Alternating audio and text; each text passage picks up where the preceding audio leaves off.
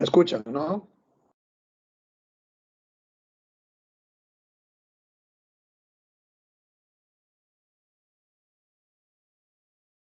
¿Me escuchan, no, doctores? Sí, se le escucha, doctor. Perfecto. Muy bien.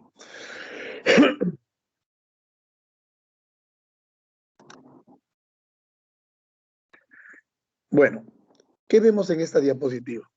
Lo que estamos observando es un cerebro, el órgano más noble que tenemos, el más sofisticado, el más complejo, al cual le debemos nuestro desarrollo humano, el progreso de la humanidad, ¿no?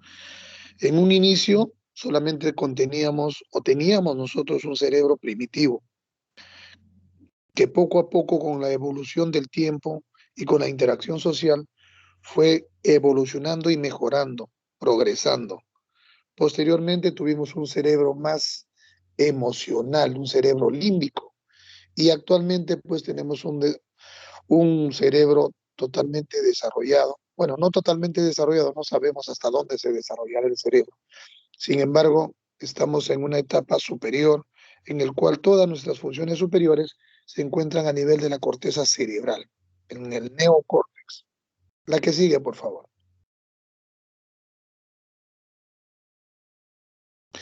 Y entonces, esta imagen nos revela a nosotros qué es lo que pasamos cuando recién estamos tratando de entender lo que es la semiología neurológica.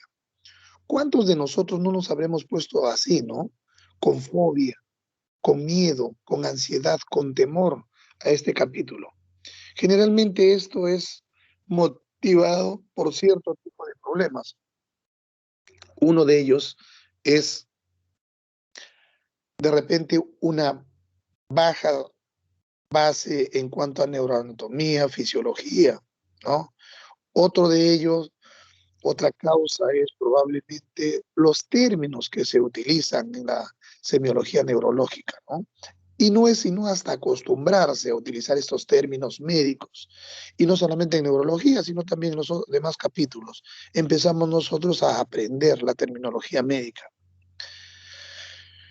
Otra causa podría ser la colaboración del paciente. Muchas veces nos vamos a encontrar con pacientes que son muy complicados de poder evaluar, de poder examinar, ¿no? Ya sea por su misma condición eh, física, clínica o de enfermedad, como por algún tipo de, digamos, comportamiento conductual.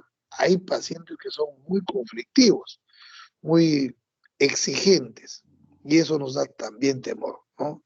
La escasez del tiempo para poder evaluar a un paciente también es otro factor que muchas veces afecta poder evaluar el paciente de forma apropiada, correcta, y eso nos produce un poco de temor, ansiedad y fobia, ¿no?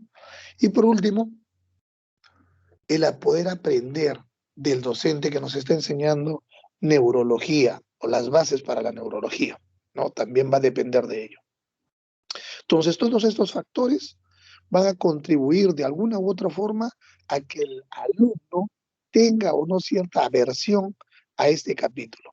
Sin embargo, la idea es que ustedes pues se adecúen, se adapten y traten de eliminar este problema.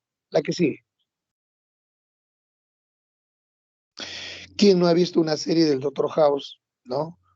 Lo describen como un inminente clínico que trata de llegar al máximo, a como dé lugar al diagnóstico preciso para poder ayudar al paciente, que ese es el objetivo principal que todos tenemos desde que estudiamos medicina hasta que nos titulamos como médicos, ¿no? El fin supremo es tratar de diagnosticar y darle un tratamiento oportuno y adecuado a nuestros pacientes para que puedan mejorar su calidad de vida. ¿La que sigue? Bueno, y esto ya lo habíamos mencionado, sin embargo, hay que recalcárselos nuevamente, ¿no?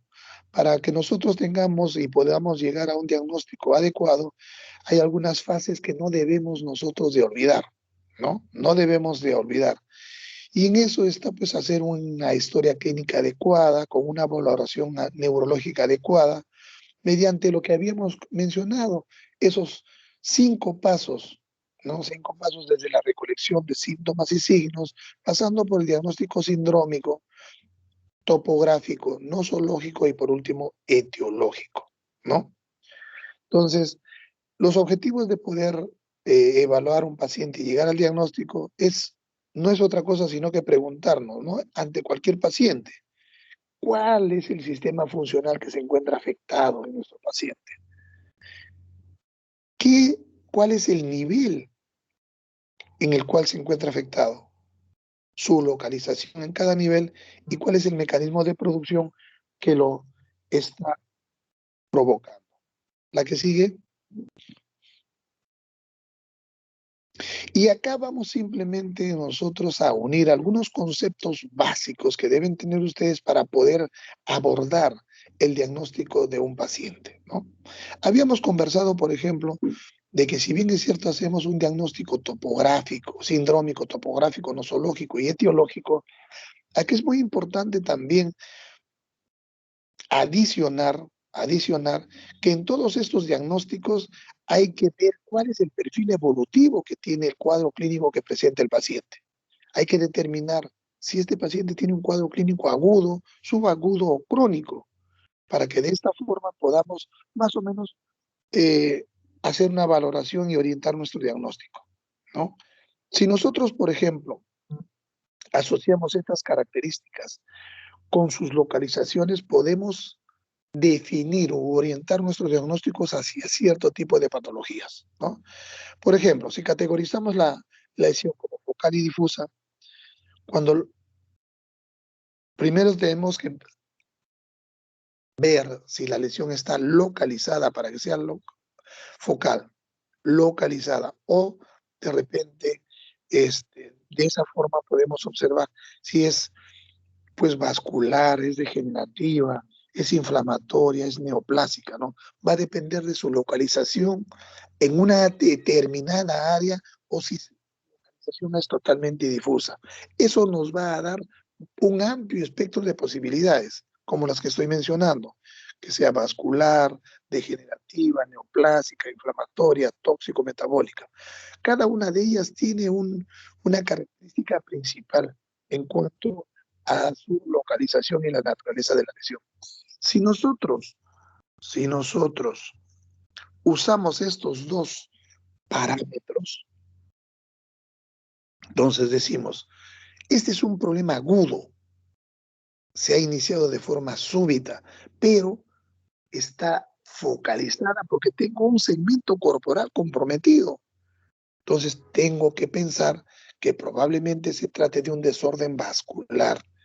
Podría ser un infarto cerebral o una hemorragia, pero estas características de ser agudo y localizado nos orientan hacia un problema vascular. ¿Qué pasa en todo caso si el problema ha sido progresivo y tiene menos de una semana o 2 semanas? Entonces lo que tendríamos que catalogar como un problema subagudo, pero a su vez también es focal. Está dentro de un área delimitada y está dando síntomas deficitarios neurológicos. Entonces tendríamos que pensar en la posibilidad de un problema inflamatorio, ya sea un absceso o una mielitis.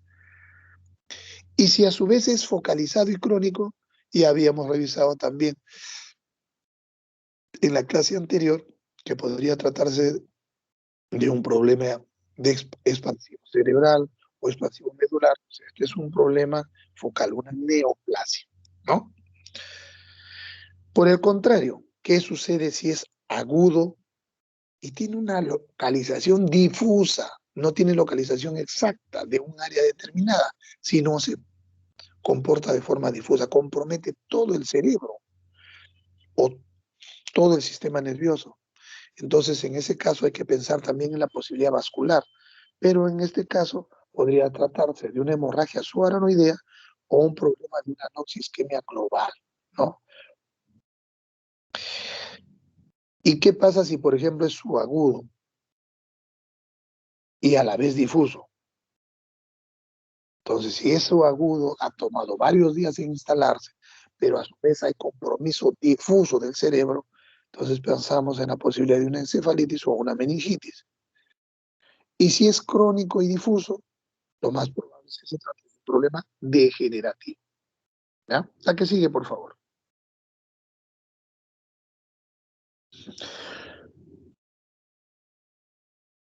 Cuando nosotros hacemos la evaluación neurológica, ustedes tienen que acostumbrarse a ser ordenados, sistematizados, para que de esa forma puedan completar todo el examen del paciente y no obvien absolutamente nada, ¿no?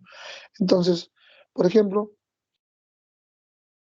debemos evaluar de inicio el nivel de conciencia, el estado mental, el lenguaje, la orientación, y después de ello, pues el sistema motor, la sensibilidad, los reflejos, la coordinación, la estática y la marcha. Todo esto ustedes lo van a ir aprendiendo conforme desarrollemos el capítulo. Para hacer todo este examen neurológico sistematizado e íntegro, tenemos que tratar, en la medida de nuestras posibilidades, de contar con ciertos instrumentos que puedan ayudarnos, ¿no? Como por ejemplo un martillito que nos permita poder evaluar los reflejos y a su vez también la sensibilidad, ¿no? Observen este martillo, por ejemplo, tiene pues sus geles para poder percutir en el paciente, pero a su vez en los extremos tiene pues una agujita con la cual podemos nosotros hacer la sensibilidad esteroceptiva, y una escobillita también para poder discriminar la sensibilidad. A su vez, podemos contar con una cartilla, que se llama cartilla de Snellen, que está en el centro, la que nos va a permitir evaluar la agudeza visual del paciente, lejana, ¿no? Si queremos hacer un fondo de ojo, utilizaremos este aparatito que se llama oftalmoscopio, ¿no? Lo mismo algodón y el depresor, que nos sirve también para evaluar la sensibilidad. Y por último, el diapasón, ¿no? Que nos permite evaluar la sensibilidad propioceptiva, ¿no? La vibración, la palestesia. La que sigue, por favor.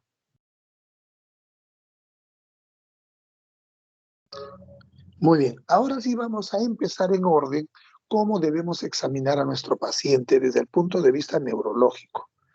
Entonces, primero examinamos conciencia. Primero examinamos el estado de conciencia de nuestro paciente y para ello utilizamos un pequeño examen mental, ¿no?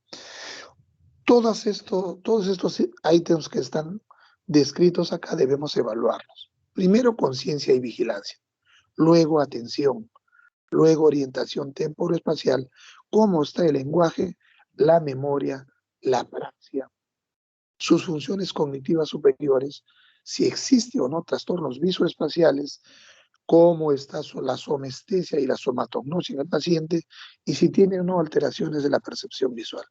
Esos son los puntos que nosotros tenemos que evaluar en conciencia y estado de conciencia. La que sigue, por favor. Vamos a ir desarrollando uno a uno. Antes de evaluar conciencia, debemos nosotros definir qué cosa es conciencia, ¿no?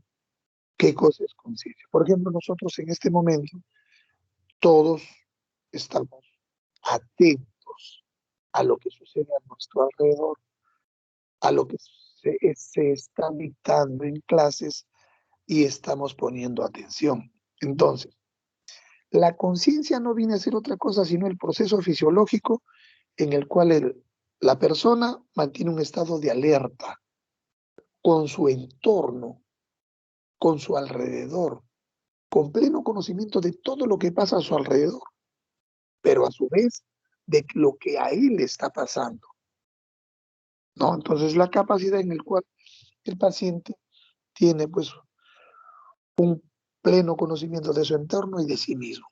Eso es conciencia, ¿no? Muchos podríamos, por ejemplo, en este momento, estar despiertos, pero no tenemos conciencia de lo que está el profesor dictando en este momento porque nos encontramos soñolientos, ¿no? Entonces, conciencia es estar despierto, atento, interactuando, ¿no? Sobre todo con nuestro entorno y con nuestro propio estado de persona. La que sí. Para poder mantener este estado de conciencia, este estado de vigilia, este estado de atención, nosotros necesitamos de un sistema que esté en. Este sistema es el sistema activador reticular ascendente. Lo que ustedes han aprendido en neuroanatomía con el nombre de SARA. Necesitamos que todo esto esté íntegro, funcional y anatómicamente, con las conexiones adecuadas, porque de otra manera no podríamos nosotros estar atentos y conscientes. ¿A que sí?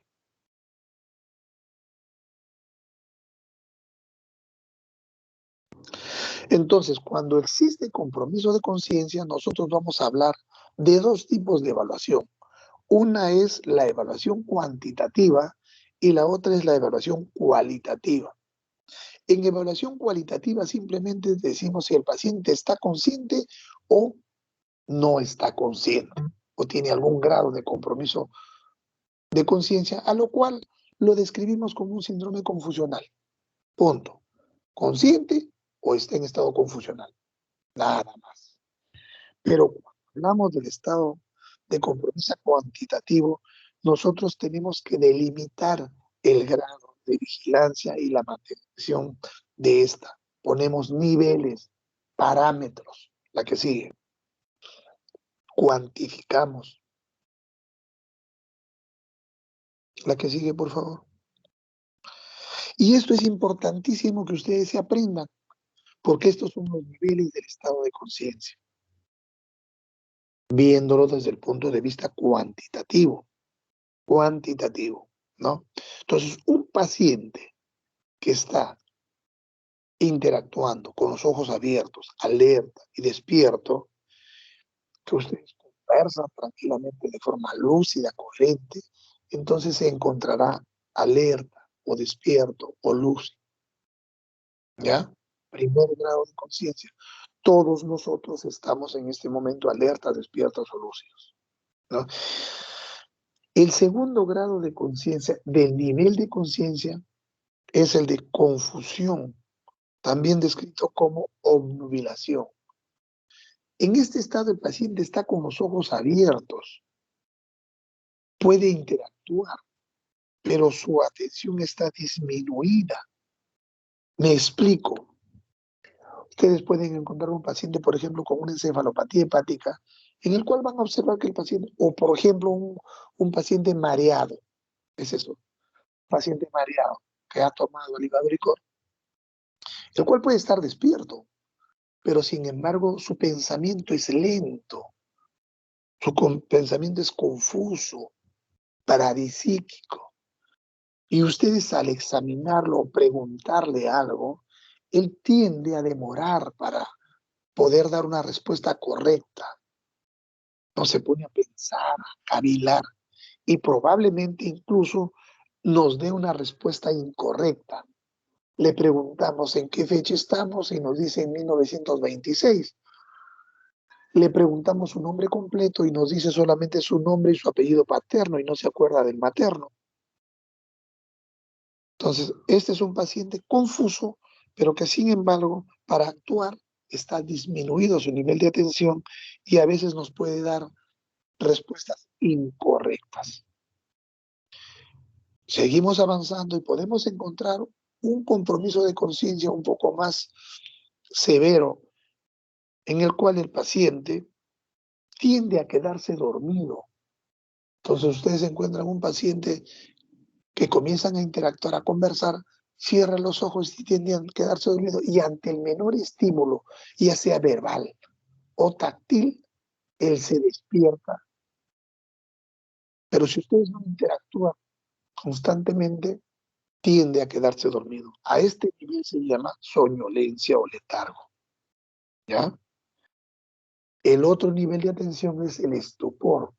En el estupor, el paciente está con los ojos cerrados y ustedes tienen que utilizar un estímulo enérgico, ya sea verbal o táctil, para que pueda reaccionar enérgico. Quiere decir que ustedes tienen que peñiscarlo, tienen que hacerlo sentir dolor, para que de esa forma obtengan algún tipo de respuesta. A este nivel es el estupor. Y el último nivel es en el cual el paciente no te responde absolutamente a nada, por más que tú le hagas, no responde a nada. Así lo estimules enérgicamente, no te responde. Ese estado es el de coma. Entonces, no se olviden, doctores, que hay 5 niveles de conciencia, partiendo desde el nivel de alerta, despierta o lucidez, pasando por de confusión, somnolencia y estupor, y el último nivel, que es el más comprometido, en el cual no encontramos respuesta, que se llama coma. La que sigue, por favor. Son imágenes de diferentes niveles de conciencia. La que sigue. Muy bien. Y en el coma, por ejemplo, nosotros podemos encontrar 2 tipos asociados al coma, ¿no? El estado vegetativo persistente, en el cual el paciente mantiene la vigilia, pero hay un serio trastorno de conciencia y el paciente no te responde. Es como si estuviera en otro mundo, ¿no? Sucede cuando hay un paciente que tiene, pues, una recuperación de un, digamos, paro cardíaco prolongado, ¿no? Un estado vegetativo persistente, ¿no? Él puede estar con los ojos abiertos, pero no interactúa absolutamente en nada. Y el otro es el mutismo akinético, que se da en problemas psiquiátricos, en el cual el estado de conciencia es mínimo y el paciente se encuentra pues enclaustrado dentro de sí y no responde absolutamente a nada, ¿no? Es un síndrome de cautiverio. En estos 2, por ejemplo, estados, la valoración que se utiliza muchas veces para ver el nivel de conciencia, que es el Glasgow, no nos sirve. La que sí.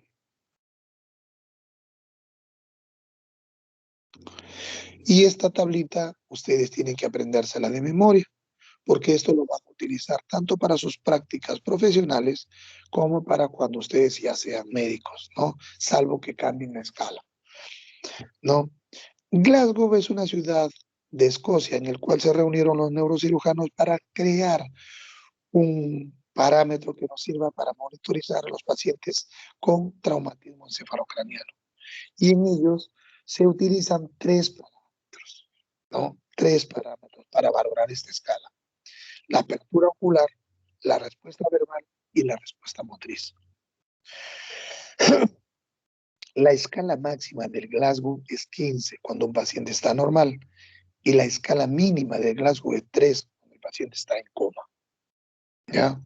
Sin embargo, si nos ordenamos y vamos en forma de arriba hacia abajo, observaremos que utilizamos para apertura ocular el máximo puntaje es 4, para respuesta verbal el máximo puntaje es 5 y para respuesta motora el máximo puntaje es 6, ¿ya? Entonces, si un paciente tiene apertura ocular espontánea, tendrá pues 4. Si abre los ojos cuando nosotros lo llamamos, a la voz tendrá 3. Si hay respuesta de apertura ocular cuando nosotros aplicamos algún estímulo de dolor, será 2. Y si no hay ninguna respuesta, es 1. Habíamos dicho que lo mínimo que puede tener una escala de Glasgow es 3, puntuando 1 en cada parámetro. Con respecto a respuesta verbal, si el paciente está orientado es 5, si está confuso es 4, si tiene una respuesta inapropiada es 3, si solamente emite sonidos 2 y si no hay ninguna respuesta 1. Entonces, orientado está normal. Si confuso, habíamos dicho una encefalopatía, que está despierto, pero responde de forma confusa, 4. Si es inapropiado, 3. Si solamente emite sonidos guturales, quejidos, más no habla, 2 y ninguna 1. Con respuesta a los movimientos, a la respuesta motriz, si el paciente obedece lo que ustedes le dicen, 6.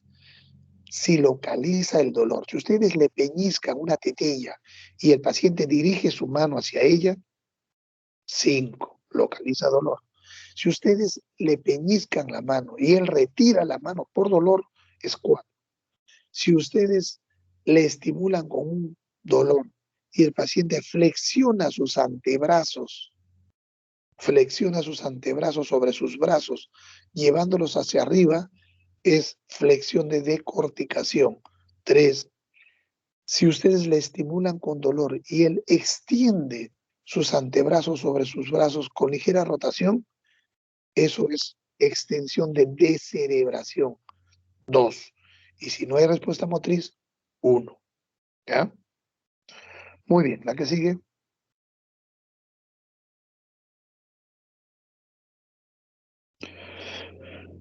Entonces, hemos evaluado el nivel de conciencia. Entonces, cuando ustedes tengan un paciente, empiecen por allí. Primero, ¿cómo está este paciente? ¿Está despierto? ¿Está lúcido? ¿Está confuso? ¿Soñoliento? ¿Aletargado? ¿Estuporoso? ¿O está en coma? ¿No? Eso de acuerdo a la respuesta. Y ahí incluso ustedes pueden colocarle su escala de Glasgow. En cuanto a funciones cerebrales superiores, ¿no?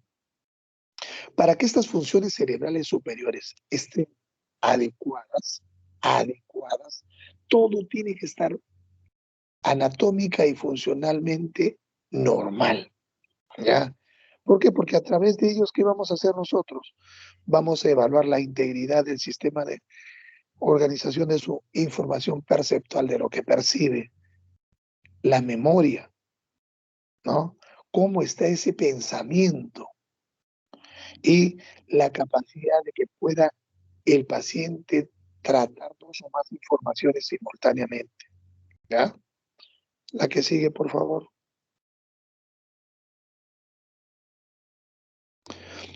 Estas funciones cerebrales superiores se desarrollan y se van incrementando conforme nosotros estimulemos nuestro cerebro. Así como les había mencionado en el inicio, que nuestro cerebro al inicio, hace millones de años, era un cerebro primitivo, actualmente, merced a la interacción con los demás, las demás personas, y la interacción social, a nuestro medio educativo, cultural, se van desarrollando nuestras funciones superiores, ¿no? Entonces, imagínense ustedes un niño si lo dejan en una zona, pues, primitiva, ¿no? En una zona abandonada en la selva. Entonces, lógicamente, este paciente no va a desarrollar su cerebro de forma adecuada, sino que lo va a desarrollar de acuerdo al nivel en el cual está en esa zona, ¿no? Entonces, nuestras funciones mentales superiores se van a desarrollar acorde, pues, a la interacción sociocultural que tengamos en nuestro entorno, ¿no? La que sigue.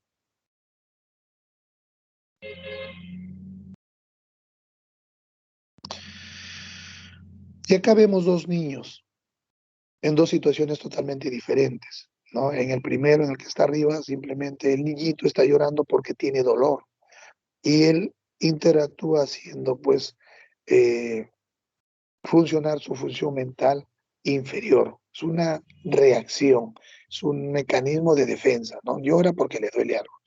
Sin embargo, en la fotito que vemos abajo, tenemos un niño que está llorando, pero porque quiere llamar la atención, está echadito, le ha dado la pataleta. Entonces, este niñito ya empezó a hacer uso de funciones mentales superiores porque quiere conseguir algo, comunicar algo, ganar algo.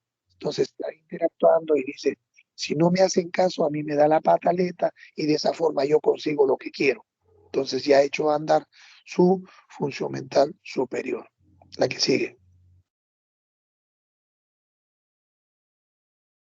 Esto es para mostrarles simplemente que nuestro cerebro tiene un área determinada para cada cosa, ¿no? Tiene un área motora, tiene un área sensitiva, tiene un área de comprensión de lenguaje, de expresión de lenguaje, de visualización, de coordinación y así sucesivamente. Cada parte de nuestro cerebro tiene un área específica para determinada función. La que sigue. Ya habíamos comentado también esto cuando hablamos de evaluación de estado de conciencia. Habíamos dicho que hay un grado, una categoría que es de cuantitativa y la otra es cualitativa. En la cualitativa simplemente decimos si el paciente está consciente o tiene algún grado de confusión. La que sigue. Muy bien. Ahora vamos a ver lo que es atención, ¿no? Para que un paciente esté atento, tiene que estar con una adecuada función. Esto en base a qué cosa, a un estímulo objeto que nosotros le presentemos, ¿no? La que sigue, por favor. Entonces, ¿cómo nosotros vamos a medir la atención de un paciente? ¿Qué vamos a hacer? Vamos a utilizar, por ejemplo, llega a nuestra consulta paciente Raúl Dueñas, y le pedimos, a ver, señor Raúl, por favor, tome asiento. Vamos a evaluar su atención, ¿no? Entonces, repita con nosotros una secuencia de dígitos. Entonces, ustedes le dicen, a ver, va usted a decir de 3 en 3 de forma ascendente y cuando llegue al 20 va a descender de 3 en 3, ¿no? Por ejemplo, le dices 3, 6, 9, 12, 15, 18, 21. Ahora desciende en forma regresiva. Hágalo usted y el paciente tiene que hacerlo. Se van a encontrar con pacientes que están, pues, lógicamente en un estado de lucidez y estos pacientes lo van a hacer de forma rápida y convencional. Sin embargo, van a tener otros pacientes en los cuales van a observar que su estado de atención no es la adecuada y por lo tanto van a tener dificultad para poder contar de forma ascendente o descendente. ¿Ya? Entonces, recuerden que cuando evaluamos hacemos este tipo de examen, va a depender también del grado sociocultural que tenga el paciente, ¿no? De repente no es un paciente iletrado y en ese caso nosotros tenemos que hacerle algún tipo de examen un poco más fácil, ¿no? Por ejemplo, contar de uno en uno, o disminuimos de uno en uno, o de dos en dos. La que sigue, por favor. Así como evaluamos atención y le pedimos al paciente que cuente o haga una secuencia de números, también tenemos que ver si está orientado o no nuestro paciente. Si está orientado en tiempo, espacio y persona.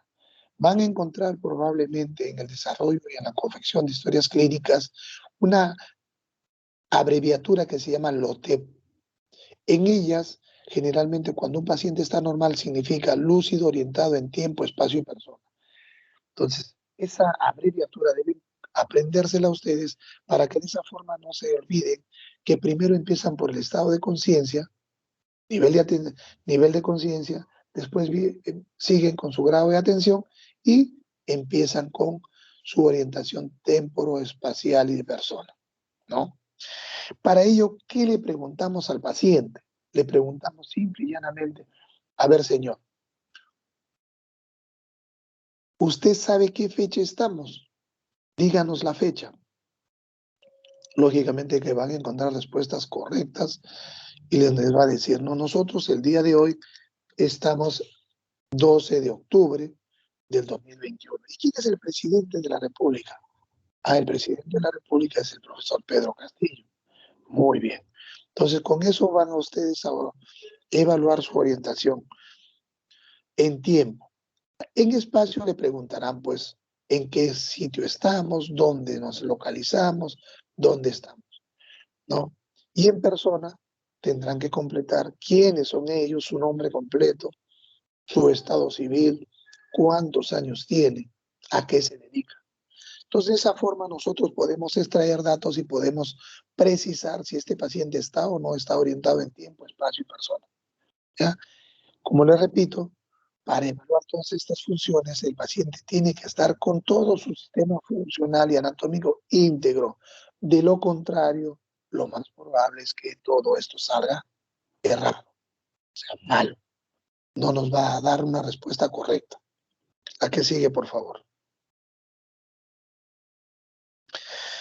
Y así como evaluamos dentro de nuestra apreciación de atención, estado de conciencia, orientación temporoespacial, conforme vamos conversando con el paciente, también vamos evaluando su lenguaje. El lenguaje de los pacientes debe ser un lenguaje fluido, bien articulado y coherente, ¿no? Eso es lo que normalmente precisamos en todo paciente que se comunica de forma adecuada. Lenguaje coordinado, coherente, fluido y bien articulado, ¿no? Sin embargo, podemos encontrar alteraciones que debemos nosotros diferenciar. Cuando un paciente tiene alteraciones en la articulación de la palabra, entonces hablamos de disartria, ¿no? Esta disartria se presenta cuando hay alteración motora.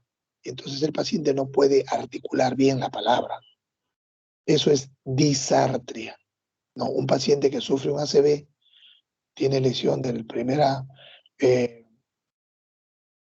neurona o tiene comprometido un par craneal, tiene comprometido, qué sé yo, el hipogloso, o tiene comprometido el séptimo par parálisis facial. Entonces, de alguna forma, esta alteración en la motilidad le va a dificultar el habla, ¿no? Pero tiene un problema de disartria, ¿ya? En otros casos, vamos a tener un problema de fonación. ¿Qué significa? Significa que el paciente no tiene ni disartria ni afasia, sino que hay un problema de inflamación a nivel laringio. Y eso se cataloga como una disfonía, ¿no? En otros casos, vamos a tener lo que sí corresponde al lenguaje propiamente dicho. Y cuando está alterado el lenguaje, se refiere a que el paciente o no puede expresarse o no puede comprender el lenguaje. Entonces, a eso se denomina asimbolia de lenguaje. ¿Y en qué se observa? Se observa cuando hay una lesión a nivel cortical, a nivel del área de expresión o de comprensión, área de Broca o área de Wernicke, ¿no? Y a esto sí se conoce como afasia. En la afasia de expresión, el paciente no puede hablar, pero si no se entiende. En la fase de comprensión, el paciente, ustedes le dan órdenes, el paciente no entiende, pero sí puede hablar. Habla verborreicamente lo que viene a su cabeza, pero sí, muchas veces sin tener coherencia con lo que está suscitándose en el momento, ¿ya? Otro tipo de alteraciones son las disfasias, en las cuales no hay alteración a nivel cortical, sino que lo que pasó es que hubo un poco escaso desarrollo del proceso mental e intelectual del paciente. Nació normal, pero su desarrollo no fue el adecuado. La que sigue, por favor. Y esto es simplemente para hacerles recordar que hay afasias de expresión, Broca, de comprensión, Wernicke, la afasia total o global y la afasia nominativa, la de escritura. La que sigue.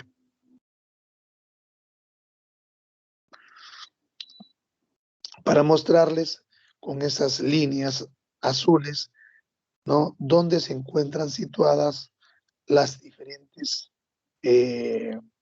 áreas para el lenguaje, ¿no? El área de Broca, el lenguaje expresivo, y el área de Wernicke, de comprensión. La que sigue. Esto es una tabla en la cual nos resume los diferentes tipos de afasia. Ya queda para ustedes para que lo revisen. La que sigue. Y seguimos examinando al paciente y ahora nos vamos a memoria. Queremos saber cómo está la memoria del paciente. Debemos recordar que la memoria que vamos a examinar hay tres tipos: memoria inmediata, la memoria a corto plazo y la memoria de largo plazo, ¿ya? Entonces, ¿qué significa memoria? Es nuestra capacidad para poder almacenar y recordar la información. Nosotros lo que aprendemos posteriormente tenemos que evocarlo para poder recordar qué aprendimos. Entonces, a eso se llama memoria. La memoria inmediata realmente no examinamos en el paciente, porque es una memoria que no requiere de aprendizaje, sino solamente de la evocación de un estímulo. Si nos enseñan una botella de Coca-Cola, recordaremos que es una botella de Coca-Cola. Si nos enseñan una caja, diremos que es una caja, un lapicero que es un lapicero. Esa es la memoria inmediata. La que sí evaluamos es la memoria de corto plazo y la memoria de largo plazo.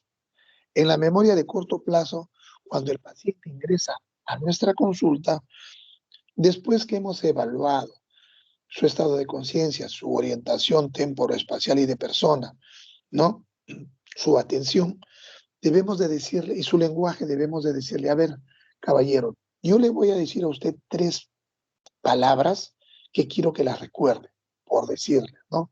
3 palabras que no tengan relación entre sí. Entonces puede ser taza, aceituna y papel, ¿no? Y ustedes continúan con la evaluación y al cabo de 5 o 10 minutos vuelven a preguntarle, señor, ¿recuerda usted las 3 palabras que le dije que se aprenda? Sí, repítalas por favor. Ah, taza, aceituna y papel. Muy bien, de esa forma estarían evaluando la memoria de corto plazo. Y la memoria de largo plazo simplemente es interactuando con el paciente y preguntándole qué problemas o cuál ha sido su experiencia antigua, en qué colegio estudió, cuáles fueron sus amigos más importantes, sus amigos íntimos, ¿no? ¿Cuántos hijos tiene? Entonces, cosas del pasado. En los ancianos, por ejemplo, ustedes van a encontrar que la memoria reciente, la memoria de corto plazo, no lo tienen bien establecido. Sin embargo, cuando ustedes le piden que recuerde la memoria de largo plazo, sí, pues recuerdan perfectamente dónde estudiaron, quiénes fueron sus amigos, quiénes fueron sus parientes y todo lo concerniente a la memoria de largo plazo. La que sigue, por favor.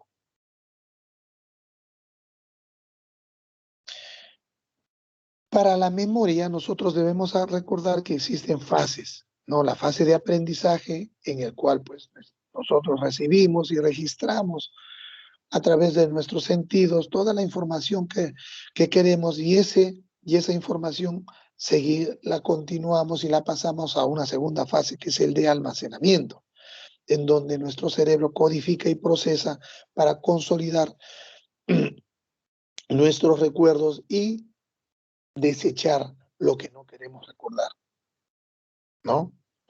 Y por último, recuerdos. Cuando nosotros necesitamos algún tipo de idea o dato, recordar, evocar, ¿no? Aquello que hemos almacenado para poder hacer el reconocimiento de algo. Entonces recuerden que las fases de la memoria son 3: aprendizaje, almacenamiento y recuerdo. La que sí, ya hemos conversado acerca de esto, la memoria inmediata, la reciente y las remotas. La que sigue, continuemos evaluando al paciente y ahora lo que queremos ver es si este paciente tiene la capacidad de poder realizar los movimientos voluntarios sin ningún tipo de alteración. Y a esto nosotros le denominamos a esta capacidad praxia, ¿no? A esta capacidad le denominamos praxia, capacidad para poder realizar movimientos voluntarios. Cuando el paciente no puede realizar esto, se denomina apraxia. ¿Cómo lo evaluamos? Lo evaluamos ya sea porque nosotros le ordenamos al paciente a la orden de forma verbal o porque nosotros hacemos que nos imite el paciente, ¿no? Entonces nosotros le podemos decir, a ver, caballero, levante usted el brazo derecho, levante usted el brazo izquierdo, a ver, por favor, trate de soplar, trate de sonreír, peínese. Muchas veces el paciente no los va a poder entender, pero si nosotros queremos evaluar esto, le decimos que nos mire y le decimos que nos imite. Igual, levantamos nuestro brazo, él también tiene que imitar eso, levantar nuestro brazo, inflamos nuestros carrillos, soplamos, ensillamos nuestros dientes, nos cepillamos y así. Entonces, este tipo de lesiones, cuando el paciente tiene un problema a nivel de frontal, no las puede hacer. La que sigue, por favor. Praxia. Así evaluamos praxia. Ahora vamos a evaluar nuestras funciones cognitivas superiores, ¿no? En las funciones cognitivas superiores le vamos a pedir al paciente que haga algún tipo de resolución de problemas, que emita algún tipo de juicio o planificación. Entonces le decimos, por ejemplo, al paciente, a ver, señor, yo le voy a decir un refrán y usted me va a decir qué cosa entiende respecto a ese refrán, ¿no? Acá, por ejemplo, hemos puesto aquí en madruga, Dios le ayuda. ¿Qué significa para usted? Entonces el paciente tiene que darle una interpretación de eso. Lógicamente que esto está relacionado a su capacidad sociocultural que tenga, ¿no? Si quieren hacer una cosa más fácil, porque el paciente tiene disminuida esta capacidad sociocultural, le dirán, pues, ¿en qué se parece una silla a una mesa? ¿No? Él les dirá, pues, les contestará, bueno, en camas tienen patas. ¿No? Ese es en cuanto a la interpretación de proverbios, semejanzas, diferencias. Pero también le pueden hacer un problema de cálculo, ¿no? Un problema de cálculo le pueden decir, a ver, ¿cuánto es 3 por 3, 4 por 4, 5 por 5? Dependiendo también del nivel de educación que él tenga, ¿no? Si es un ingeniero, pues le hará una pregunta de raíz cuadrada o de potencia, ¿no? Le podrán también hacer una secuencia de serie de palabras en el cual ustedes le piden, a ver, nombre usted de forma rápida y en menos de un minuto 10 el nombre de 10 animales o de 10 objetos de cocina. Y él tendrá pues que mencionar, ¿no? Gato, ratón, león, tigre, pez, en fin, rápido, en menos de un minuto, ¿ya? Muy bien, entonces de esa forma nosotros estamos evaluando sus funciones cognitivas superiores.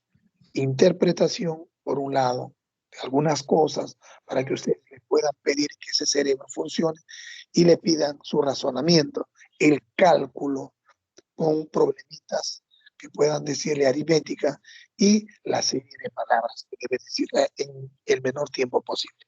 La que sigue, por favor. También debemos ver si este paciente presenta o no trastornos visoespaciales. ¿Qué significa esto?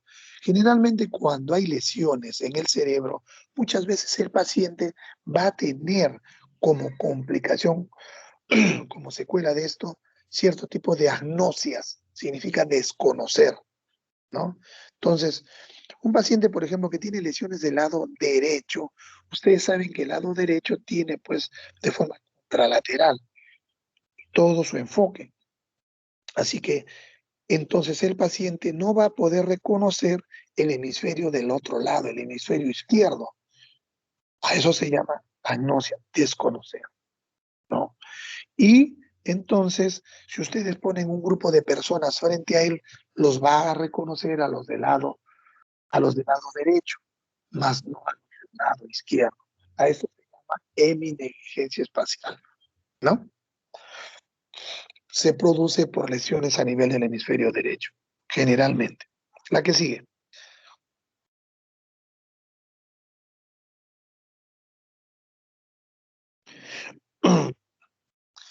Tenemos que evaluar también lo que es somestesia y somatognosia. ¿A qué nos referimos con somestesia? Estesia es sensibilidad, sensibilidad de nuestro cuerpo, ¿no? Somestesia. Y somatognosia es reconocimiento, reconocimiento de nuestro cuerpo. Entonces, en la somestesia, cuando está alterada, lo que pasa es que no podemos, tenemos la sensibilidad en nuestra piel. Los receptores están normales, pero esa vía aferente no es bien procesada a nivel cortical, a nivel cerebral, cuando hay una lesión a nivel cerebral. Y entonces, asomestesia significa no poder discernir, ¿no? Entre los puntos que pudiéramos tener en el paciente. Si nosotros, por ejemplo, tratamos de decirle, a ver, entre este y este punto que le estoy tocando, dígame usted qué distancia hay. Si yo le escribo algo, tampoco puede reconocer qué cosa es lo que le he escrito, ni la palabra, ni nada de esas cosas, ¿no? Y en asomatognosia, perdón, y en somatognosia el paciente no puede conocer la ubicación de su cuerpo, ¿no? Nosotros tenemos un tipo de sensibilidad propioceptiva que nos permite diferenciar y ver en qué posición están nuestro cuerpo o las diferentes partes de nuestro cuerpo. Entonces decimos, cierre los ojos, levante el brazo y le levantamos el brazo y le decimos, su brazo está hacia arriba o hacia abajo y el paciente no logra reconocerlo. Su sensibilidad está intacta. Lo que pasa es que no puede procesarlo a nivel cortical, ¿ya? A eso se llama asomatognosia, ¿no? Cuando el paciente no es consciente de su enfermedad, cuando él dice, no, yo estoy sano, a pesar de que está pléjico, se llama anosognosia. Entonces tenemos somestesia, somatognosia y la anosognosia. La que sigue, por favor.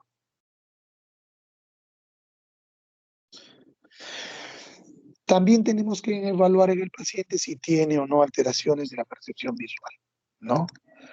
¿Y cuáles son las más frecuentes? Las ilusiones. Las ilusiones son aquellas en las cuales el paciente confunde determinadas cosas y les da otra interpretación. Por ejemplo, ve una mancha en la pared y él asume que se trata de un insecto, de una araña.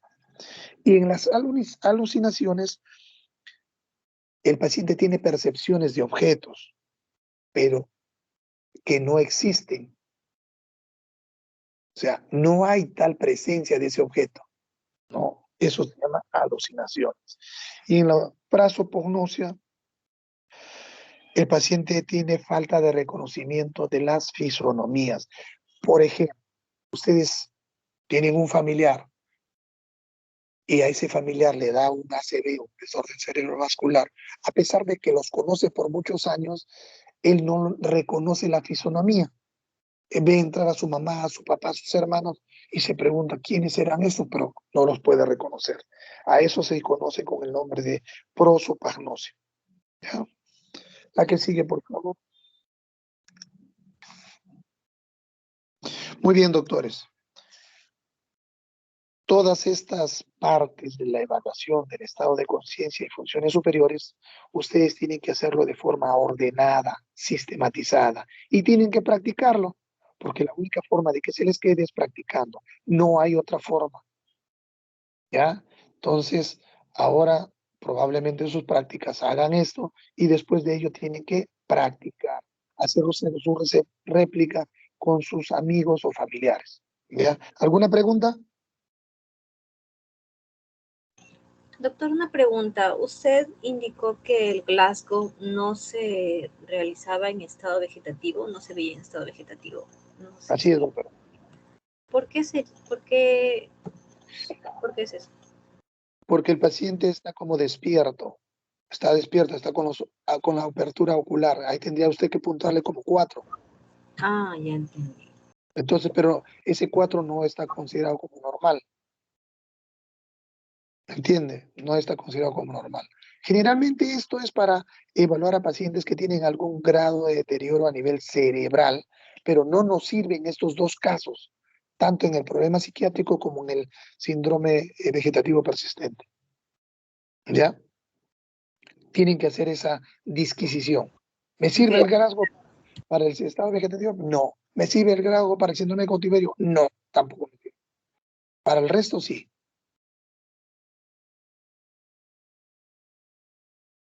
¿Alguna otra pregunta, doctores?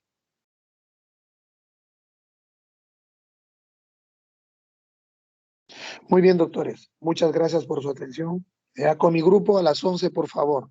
¿Ya? Gracias. Nos vemos. Gracias, doctor. Hasta luego.